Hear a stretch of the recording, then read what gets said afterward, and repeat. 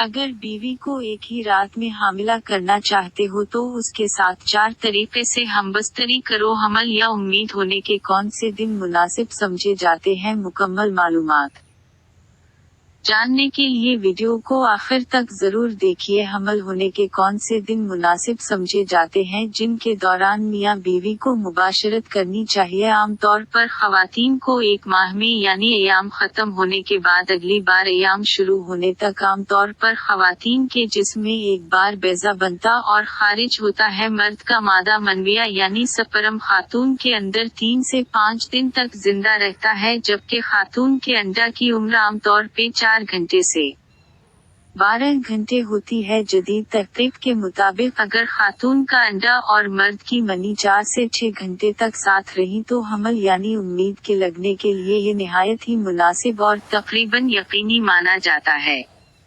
लेकिन अगर मादा मनविया यानी मर्द के स्पर्म के जरसूमा और खातून का बेजा इससे कम वक्त भी साथ रही तो उम्मीद यानी प्रेगनेंसी होने के इम्कानात रोशन होते। अगर एक खातून के अयाम 28 दिन का मुकम्मल दायरा हो तो 11वें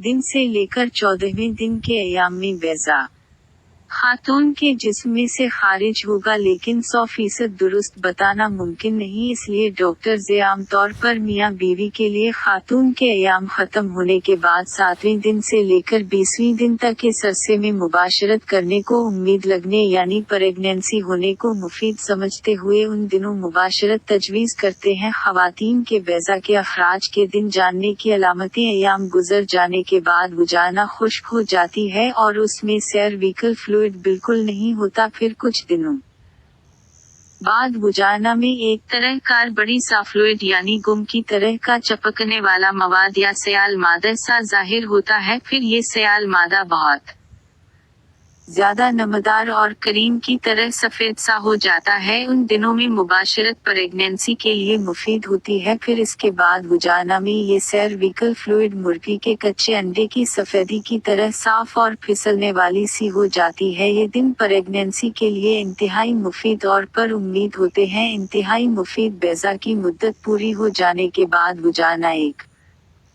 बार फिर से खुश्क हो जाती है, यानी इस में सर्विकल फ्लूइड या सयाल मादा नहीं रहता। ये फ्लूइड चेक करने के लिए खवातीन अपने अंगूठे और शहादत वाली उंगली को वजाना के निचले हिस्से में अंदर करके बाहर निकालकर फ्लूइड चेक कर सकती हैं। इसके साथ अगर औरत को एक ही रात में हामिला करना चाहते हो तो उसके साथ 4 तरीकों से हमबस्तरी करो। हमबस्तरी करना हर औरत की जिस्मानी और रूहानी जरूरत होती है, लेकिन हमबस्तरी से जिस्मानी और रूहानी सुकून हासिल करने के लिए सबसे जरूरी शर्त ये होती है कि दूसरा पार्टनर आपका मन पसंद हो। जब पार्टनर आपका मन पसंद होगा तब भी हमबस्तरी की असल लज़्ज़त और सुकून मिलता है। औरतें आमतौर पर लंबे कद वाले और बड़े नफ्स वाले मर्दों को पसंद करती हैं, लेकिन ऐसे मर्द औरत की ख्वाहिशात पूरी करने और बीवी को हामिला करने में कामयाब होते हैं। इसके अलावा हमें ठहरने के लिए दुरुस्त पोजीशन में हमबस्तरी करना भी जरूरी होता है। नंबर 1, बीवी को घुटनों के बल उल्टा लेटा कर हमबस्तरी करना। हमबस्तरी